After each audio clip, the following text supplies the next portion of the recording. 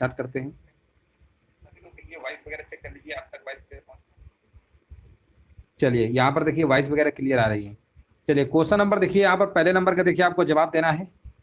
यहाँ पर देखिए भारतीय इतिहास का हमने टॉपिक लिया है, यहाँ पर सब आपका टॉपिक वाइज आपके क्वेश्चन है। यहाँ पर लिखा हुआ है पहला प्रश्न, निम्नलिखित में से कौन जैन धर्म के असली संस्थापक माने जाते हैं। चलिए क्वेश्चन नंबर देखिए पहले नंबर का जवाब देना है। तो जो असली संस्थापक आपके माने जाते हैं वो आपके महावीर स्वामी हैं, है ना। 24वें तीर्थकर आपके हैं। ये कौन से नंबर के थे? 24वें थे आपके। तो ऋषभ देव तो संस्थापक माने जाते हैं, लेकिन वास्तविक संस्थापक आपके महावीर स्वामी माने जाते हैं, 24वें तीर्थकर हैं। और इनका जो जन्म हुआ था वैशाली में हुआ था। जन्म कहाँ हुआ था? वैशाली में हुआ था। वैशाली कहाँ पे पड़ता है? ये बिहार में पड़ता है। एक बार ये प्रश्न पूछा गया था कि वैशाली कहाँ पे? बिहार में है। और इनकी मृत्यु की बात करेंगे, मृत्यु जो है पावापुरी में हुई थी, पावापुरी। अब पावापुरी भी कहाँ पर पड़ता है? ये भी बिहार में ही पड़ता है आपका, ठीक है ना। तो दोनों चीज़ें याद रखिएगा। अगला प्रश्न बताइए, जैन धर्म के अनुसार तीर्थकरों की कुल संख्या कितनी है? अब यहाँ पर देखिए पूछा गया संख्या कितनी है, तो यहाँ पर आपके टोटल कितने हुए हैं? 24 तीर्थकर हुए हैं। आंसर जाएगा विकल्प नंबर यहाँ पे चौथे के साथ। अगला प्रश्न बताइए, गंगों की प्रथम राजधानी थी। यहाँ पर देखिए आपको जवाब देना है, गंगों की प्रथम राजधानी थी। क्वेश्चन नंबर देखिए 3 नंबर का जवाब यहाँ पर क्या होगा? और यहाँ पर हमारे भी जवाब आ चुका है, कह रहे हैं ऑप्शन नंबर तीसरा होगा कोलार, है ना। कोलार यहाँ पे बिल्कुल करेक्ट आंसर दिया गया है। अगला प्रश्न बताइए, संभाजी के बाद निम्नलिखित में से किसने मराठा राज्य की बागडोर संभाली? 4 नंबर का जवाब देना है। तो 4 नंबर का जवाब आपका हो जाएगा राजाराम। पहला ही विकल्प आपका करेक्ट आंसर आपका यहाँ पर हो जाएगा। देख लीजिए सभी का आ रहा है। हाँ एक बार देखिए सभी लोग आंसर चेक कर लीजिए। चलिए अगला प्रश्न बताइए, सबसे पहले रेलवे लाइन किसके शासनकाल में निर्मित हुई? तो देखिए रेलवे लाइन जो है आपकी 1853, है ना। डेट याद रखेंगे 1853। और ये आपके किसके समय में थी? लॉर्ड डलहौजी। लॉर्ड डलहौजी के शासनकाल में। ऑप्शन नंबर यहाँ पे पहला ही विकल्प आपका करेक्ट आंसर आपका यहाँ पर होगा। अब देखिए यहाँ पर हमारे जो प्रश्न स्टार्ट है भारतीय राष्ट्रीय आंदोलन से लिए गए हैं। और पहला प्रश्न यहाँ पर 6 नंबर से स्टार्ट है, पूछा गया भारत के फॉरवर्ड ब्लॉक के संस्थापक कौन थे? चलिए यहाँ पर देखिए आपको कमेंट करना है राइट आंसर क्या होगा। वीडियो देखिए सभी लोग लाइक शेयर कर दीजिएगा। भारत के फॉरवर्ड ब्लॉक के संस्थापक कौन थे? यहाँ पर 6 नंबर का हमारे भी जवाब आ चुका है, कह रहे हैं सुभाष चंद्र बोस। बिल्कुल सही जवाब है। प्रसिद्ध कविता जो है सरफरोशी की तमन्ना निम्नलिखित में से किसने लिखी है? यहाँ पर देखिए आपको जवाब देना है, सरफरोशी की तमन्ना अब हमारे दिल में है ना। ये आपने सुना होगा। ये पंक्ति जो है, कविता जो है, किसके द्वारा लिखी गई है? तो 7 नंबर का जवाब यहाँ पर आपका हो जाएगा। ये एक देशभक्ति कविता है। और ये जो कविता है आपका आंसर क्या होगा? 1921 में, है ना। ये 1921 में याद रखिएगा डेट। 1921 में पटना के जो आपके बिस्मिल आपके क्या कहते हैं अजीमाबादी द्वारा, है ना, बिस्मिल अजीमाबादी द्वारा उर्दू में लिखी गई थी। किस में लिखी गई थी? आपकी उर्दू में लिखी गई थी। याद रखिएगा उर्दू में। आंसर लगा दीजिए, पहला ही विकल्प आपके यहाँ पर राइट आंसर आपके यहाँ पर हो जाएगा। चलो आगे बढ़ते हैं। यहाँ पर देखिए आपको बताना है, अगला प्रश्न आपके सामने 8 नंबर है। लिखा हुआ है, ऐतिहासिक लखनऊ समझौते के निर्माता तथा वियत नाम होने के लिए हिंदू मुस्लिम एकता के राजदूत की उपाधि से किसे सम्मानित किया गया था? किसे सम्मानित किया गया था? तो ये किया गया था आपका 8 नंबर का 4 मोहम्मद अली जिन्ना। निम्नलिखित ऐसी ऐतिहासिक घटनाओं को उनके कालक्रम के अनुसार आपको क्या करना है? व्यवस्थित करना है ना। यहाँ पर देखिए आपके कालक्रम के अनुसार बताना है यहाँ पर क्या होगा। तो देखिए असहयोग आंदोलन है, सविनय अवज्ञा आंदोलन है, और आपका चौरी चौरा। ये देखिए बहुत ही आसान प्रश्न है। और जैसा कि आप सब लोग जानते हैं असहयोग आंदोलन 1 अगस्त 1920, है ना। तो ये तो 1920 है, ये तो कंफर्म हो गया ना, 1 अगस्त 1920 है। देखिए दांडी मार्च जो आपका चला था ना 12 मई 1930, उसी समय आपका क्या होता है? सविनय अवज्ञा आंदोलन शुरू हो जाता है। यानी ये तो 1930 से संबंधित है। ये तो 1930 संबंधित है। चौरी चौरा जानते ही हैं। चौरी चौरा जो घटना आपकी गोरखपुर में हुई थी ना, 5 फरवरी 1922 को हुई थी। कहाँ पर हुई थी? 1922 में। अब यहाँ पर आप क्रम दे सकते हैं, पहले आपका असहयोग आंदोलन आएगा, फिर चौरी चौरा आएगा, यानी पहला पहले आएगा, और फिर आएगा तीसरा और दूसरा। पहला तीसरा दूसरा, यानी आंसर जाएगा विकल्प नंबर यहाँ पर 2 नंबर के साथ। देखिए 9 नंबर का बहुत लोग चौथा मार रहे हैं। चौथा नहीं, ऑप्शन नंबर यहाँ पे आपका बी नंबर होगा। आप देख लीजिए ना कि असहयोग आंदोलन 1920 है तो पहला आएगा, फिर इसके बाद कौन सा आया था? चौरी चौरा है, फिर सविनय अवज्ञा आंदोलन। सही तो है, पहला तीसरा दूसरा होगा। आगे बढ़ते हैं। महात्मा गांधी किसकी कृतियों से अत्यधिक प्रभावित थे? यहाँ पर आपको बताना है किसकी कृतियों से अत्यधिक प्रभावित थे। चलिए 10 नंबर का देखिए आपको जवाब देना है, राइट आंसर क्या होगा? हाँ 10 नंबर का बताया जा रहा है लियो टॉल्स्टॉय। बिल्कुल सही जवाब है। भूगोल बताइए, है ना। देखिए यहाँ पर आपको जवाब देना है, राइट आंसर क्या होगा? देख लीजिए बफरिंग वगैरह किसी को समस्या तो नहीं आ रही ना? बफरिंग तो नहीं हो रही, क्योंकि जब क्लास होती है तो बफरिंग कभी कभी हो जाती है। बाकी क्लासेस सारी आपकी वाईफाई से ही चलती हैं, तो कभी कभी टेक्निकल इशू हो जाता है।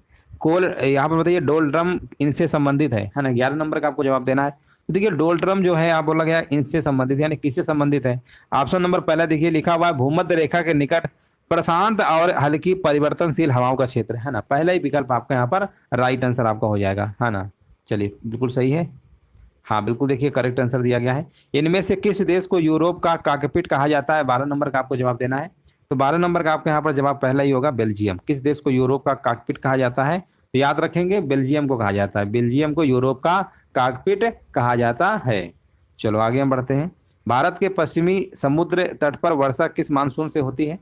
भारत के यहाँ पर आपको बताना है पश्चिमी समुद्र तट पर वर्षा जो है किस मानसून से होती है। तो ये आपकी दक्षिण पश्चिम मानसून कहाँ लिखा हुआ है। ऑप्शन नंबर यहाँ पे आपका डी नंबर वाला राइट आंसर आपका यहाँ पर होगा, बिल्कुल सही जवाब है। कृष्णा नदी का उद्गम स्थल जो है ना किसके समीप है, आपको बताना है। देखिए कृष्णा नदी का जो उद्गम है ना ये महाबलेश्वर के निकट पश्चिमी घाट में, और ये महाराष्ट्र, कर्नाटक और दक्षिणी आंध्र प्रदेश से होकर बहती है ना। तो इसकी लंबाई की अगर हम बात करेंगे तो आपका 1290 किलोमीटर है, यानी आंसर आपको महाबलेश्वर वाला आपको लगा देना है। भारत में ऊर्जा उत्पादन के लिए निम्नलिखित में से कौन सा प्रमुख कच्चा पदार्थ है। कौन सा प्रमुख कच्चा पदार्थ है, 15 नंबर में आपको जवाब देना है।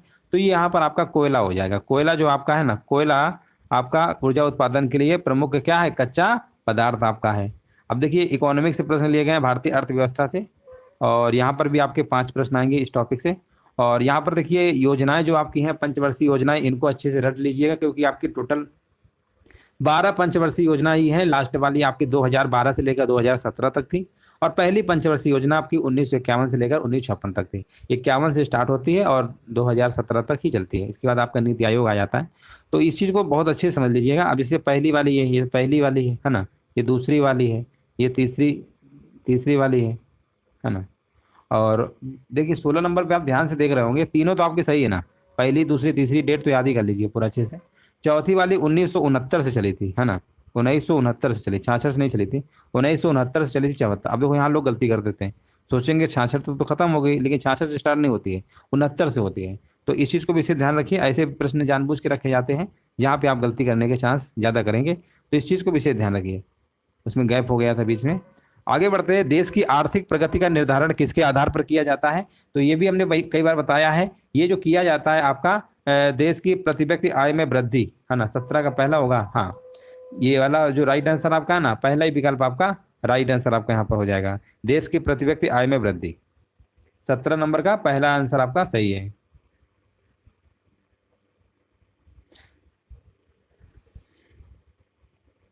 प्रधानमंत्री जनधन योजना का उद्देश्य क्या है। अब देखिए 18 नंबर में जनधन योजना जो आपकी स्टार्ट हुई थी, है ना, यहाँ पर आपको बताना उद्देश्य क्या है। सभी को पता है इसकी जो ये जो 28 अगस्त 2014 को ना प्रधानमंत्री मोदी जी के द्वारा किया गया जनधन योजना, काफी सारे लोगों ने खाता भी खुलाया था इसमें, पता होगा। तो यहाँ पर आंसर क्या होगा, देश में वित्तीय समावेश को बढ़ावा देना है। देश में क्या था, वित्तीय समावेश को बढ़ावा देना। अगला प्रश्न देखिए पूछा गया था, सेन वैट किससे संबंधित है ना, सेन वैट किससे संबंधित है। तो सेन वैट होता क्या है, ये होता है केंद्रीय मूल्य वर्धित कर होता है, ठीक है ना। इसका फुल फॉर्म क्या होता है, केंद्रीय मूल्य वर्धित कर को हम इसी को हम कहते हैं क्या कहते हैं, याद रखिएगा सेन वैट, है ना। सेन वैट मतलब यहाँ पर स्पेलिंग लिख दे रहे हैं CEN और VAT होता है, ये आपका होता है ना, VAT, इसी को हम सेन वैट कहते हैं। और इसका हिंदी मतलब होता है केंद्रीय मूल्य वर्धित कर होता है। तो आंसर क्या लगाएंगे यहाँ पर, आंसर आपका हो जाएगा उत्पाद शुल्क, है ना। उत्पाद शुल्क आपका उत्पाद शुल्क के रूप में हम जानते हैं, केंद्रीय मूल्य वर्धित कर को हम उत्पाद शुल्क के बारे में मतलब रूप में जानते हैं। आंसर आपका यहाँ पर हो जाएगा। ये कई बार प्रश्न पूछा गया है इसलिए याद रखिएगा उत्पाद वाला। अगला प्रश्न है, खुले बाजार प्रचालन क्या होते हैं। खुले बाजार प्रचालन क्या होते हैं, 20 नंबर में देखिए आपको जवाब देना है। तो ये आपका होता है सरकार के द्वारा श्रेष्ठ प्रतिभूतियों का बेचा जाना। सरकार द्वारा जो श्रेष्ठ प्रतिभूतियां होती हैं उनको कहा है, बेचा जाना। क्वेश्चन नंबर देखिए 3 नंबर आ रहा है सभी का। हाँ चलिए आगे बढ़ते हैं। अब देखिए यहाँ पर भारतीय संविधान एवं लोक प्रशासन से आपके प्रश्न लिए गए हैं, और इसके भी आपके 5 प्रश्न आपके एग्जाम में आने हैं। चलो यहाँ पर देखिए क्वेश्चन थोड़ा बड़ा सा है, और यहाँ पर बताइए आंसर क्या होगा। संविधान के अनुसार लोकसभा के स्पीकर को उसके पद से हटाया जा सकता है। यदि देखिए लोकसभा के स्पीकर को अगर हटाना चाहते हैं तो कैसे हटाया जा सकता है, ये हटाया जा सकता है सदन के सभी सदस्यों के बहुमत के द्वारा, बहुमत प्रस्ताव पारित हो, है ना, तभी आप हटा सकते हैं, ऐसे नहीं हटा सकते। तो 21 नंबर का क्या होगा, राइट आंसर आपका यहाँ पर हो जाएगा। भारतीय संविधान के अनुच्छेद 14 विधि के समक्ष समानता। अब देखो ये विधि के समक्ष समानता जो आप पढ़ते हैं, समता का अधिकार 14 से 18 पढ़ते हैं, और सभी को पता है ये जो आपका अनुच्छेद है ये आपका मूल अधिकार में आता है। मूल अधिकार जो आपका अनुच्छेद है वो 12 से लेकर 35 नंबर तक बताए गए हैं। और इसमें जो ये भाग की अगर हम बात करते हैं तो भाग नंबर कौन से में आता है? भाग नंबर 3 में आता है। कौन से देश से लिया गया? यूएसए से लिया गया, यानी अमेरिका से लिया गया है। तो ये सारी चीजें आज आपकी आ जाती हैं। तो प्रश्न इसमें पूछा क्या गया है? अच्छा, प्रश्न ये वाला पूछा गया था कि किस मतलब देश वित्त के समझ समता का वाक्यांश है ना, ये किस संविधान से लिया गया है आपको बताना है। 22 नंबर का जवाब क्या होगा? चलिए यहाँ पर देखिए आपको कमेंट करना है। ये प्रश्न में काफी लोग गलतियां कर देते हैं, तो इसका सभी लोग कमेंट करिए राइट आंसर क्या होगा। भारतीय संविधान के अनुच्छेद 14 वित्त के समक्ष समानता का वाक्यांश लिया गया है ना। ये प्रश्न बहुत लोग गलत कर देते हैं, बताइए आंसर क्या होगा।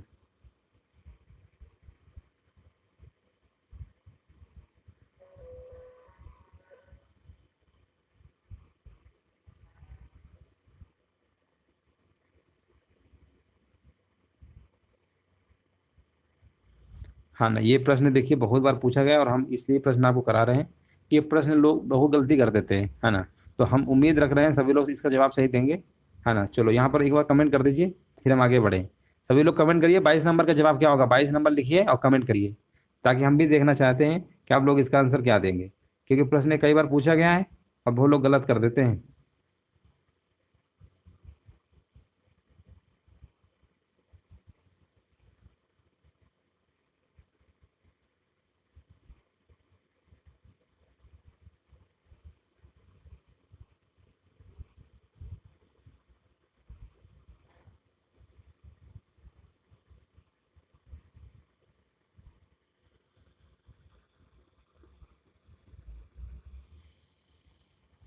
देखो यहाँ पर आप लोग अमेरिका मत मार दीजिए, क्योंकि भाग नंबर 3 तो आप पढ़ते हैं 12 से 35, है ना। 12 से 35 पढ़ते हैं, 12, 13, 14 सब आते हैं। लेकिन ये जो प्रश्न है ना, विधि के समक्ष समानता लिखा है ना, तो जब ये प्रश्न आएगा तो आपको ब्रिटेन के संविधान लगा के आना है। सॉरी, ब्रिटेन के संविधान लगा के आना, नहीं तो गलत हो जाएगा, क्योंकि इसमें भी प्रश्न में लोग गलतियां कर देते हैं। प्रश्न लिखा है विधि के समक्ष समानता का वाक्यांश लिया गया है, ये लिया गया है ब्रिटेन के संविधान से लिया गया है। बाकी ये भाग नंबर 3 जो आप पढ़ते हैं 12 से 35 वो अलग है, लेकिन इसका जो कहने का मतलब है विधि के समझ समानता का वाक्यांश, ये ब्रिटेन के संविधान वाला आपको लगाना। अब अमेरिका वाला मार देंगे ना तो गलत हो जाएगा। ये कानून के समझ समानता की अवधारणा ब्रिटिश मूल की ही तो है, इसलिए आंसर यहाँ पे लगाएंगे।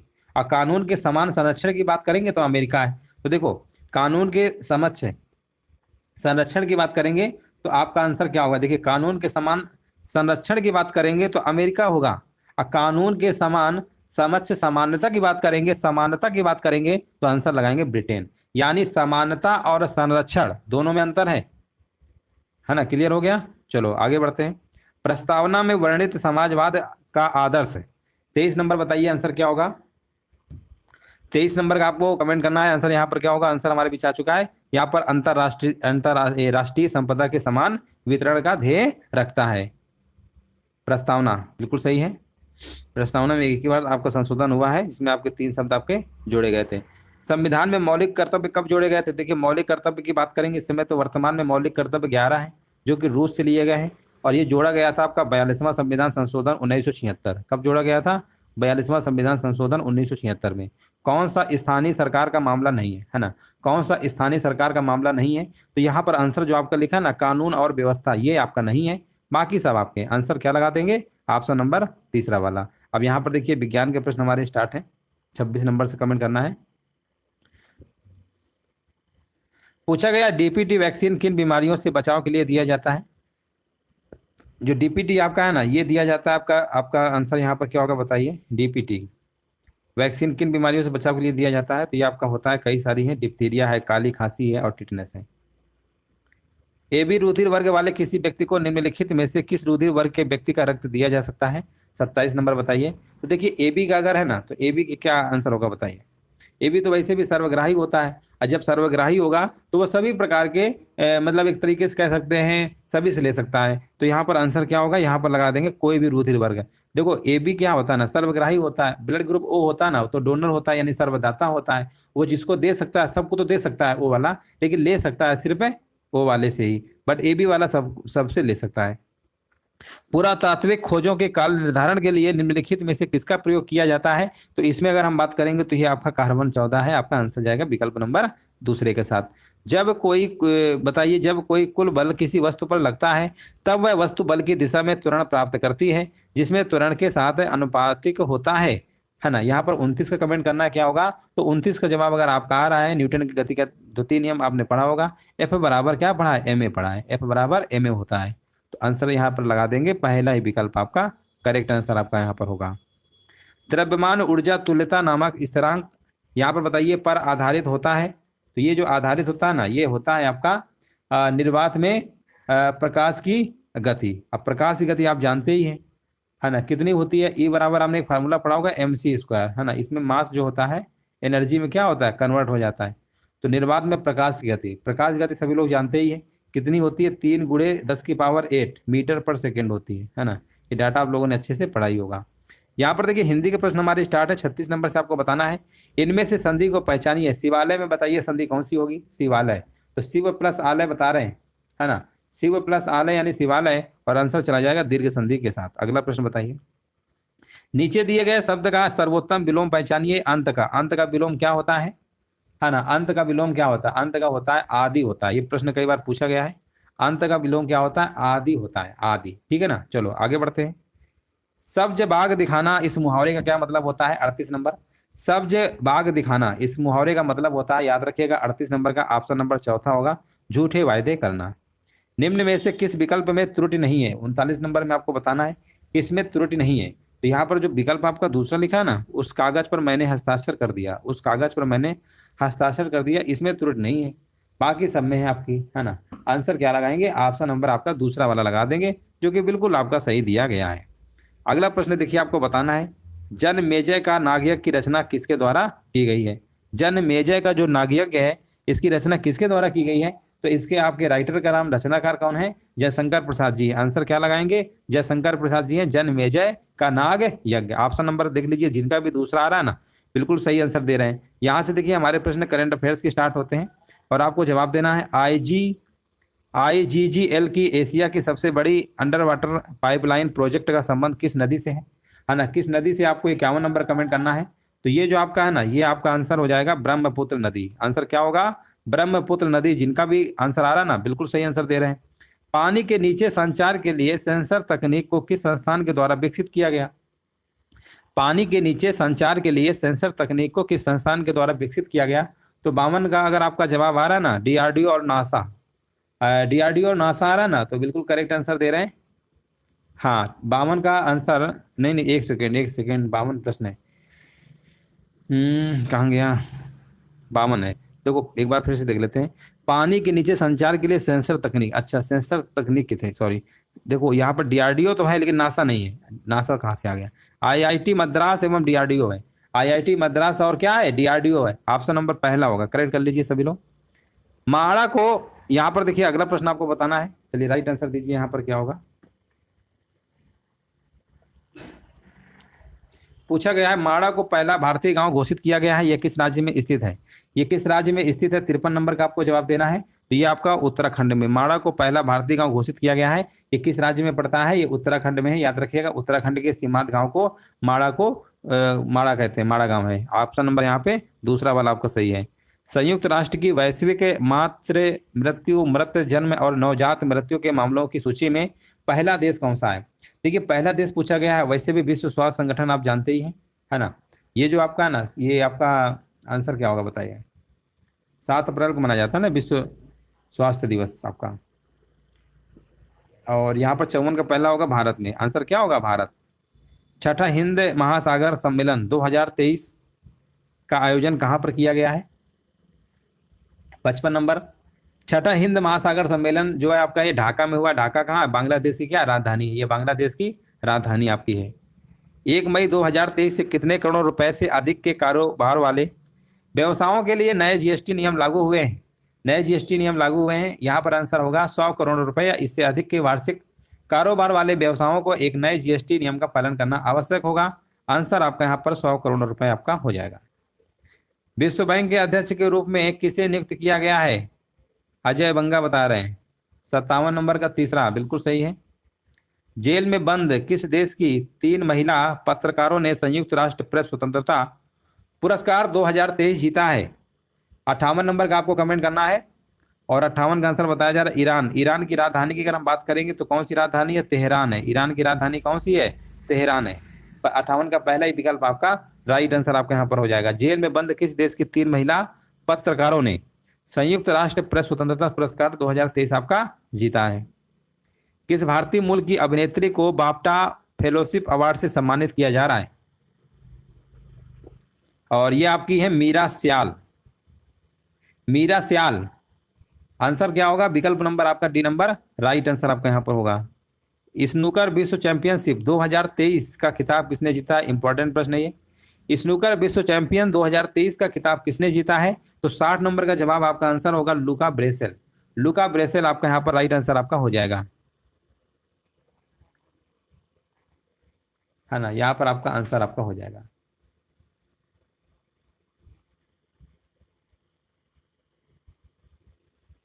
चलिए आगे बढ़ते हैं।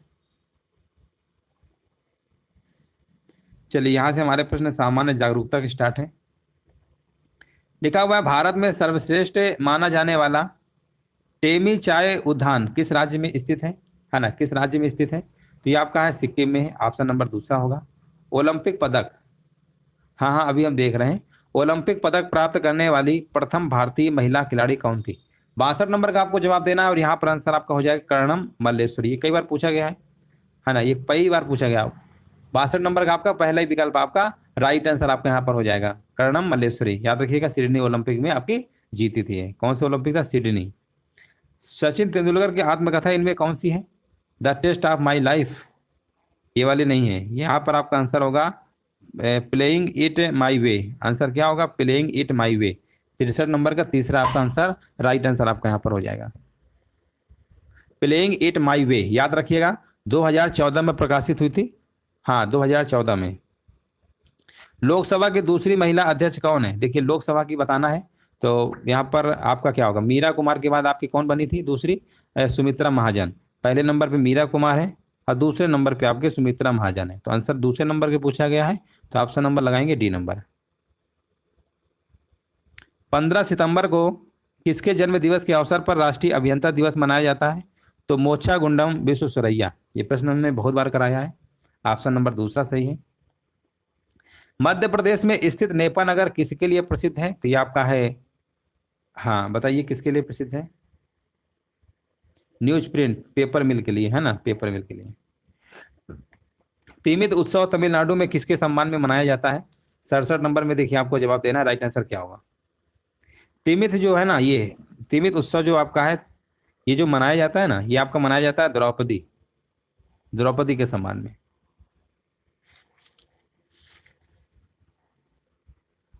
संस्कृत में दिया गया कथन अतिथि देवो भव का क्या अर्थ होता है? इसका अर्थ होता है अतिथि क्या होते हैं? भगवान होते हैं। अतिथि क्या होते हैं? भगवान है। किस भारतीय राज्य के शासित प्रदेश की समुद्री सीमा सबसे छोटी है? सबसे छोटी पूछा गया है और सबसे छोटी हमारे भी जवाब आ चुका है। यहाँ पर बताया जा रहा है पुडुचेरी की। बिल्कुल सही है, पुडुचेरी यहाँ पे बिल्कुल करेक्ट आंसर आपका यहाँ पर हो जाएगा। हाँ बिल्कुल सही आंसर आपका है। पश्चिम में हंटर के चंद्रमा के रूप में किसे जाना जाता है? पश्चिम में हंटर के चंद्रमा के रूप में किसे जाना जाता है? तो ये जाना जाता है आपका कार्तिक पूर्णिमा को। कार्तिक पूर्णिमा आपका आंसर क्या होगा? बिल्कुल करेक्ट आंसर आपका यहाँ पर हो जाएगा। तो चलिए इस तरीके से जो आपका ये मॉडल पेपर था आपका ये कंप्लीट हो चुका है और ये डेली क्लास आपकी चल रही है। सभी लोग टाइम से आ जाया करिए। सुबह 11 बजे क्लास आपकी है।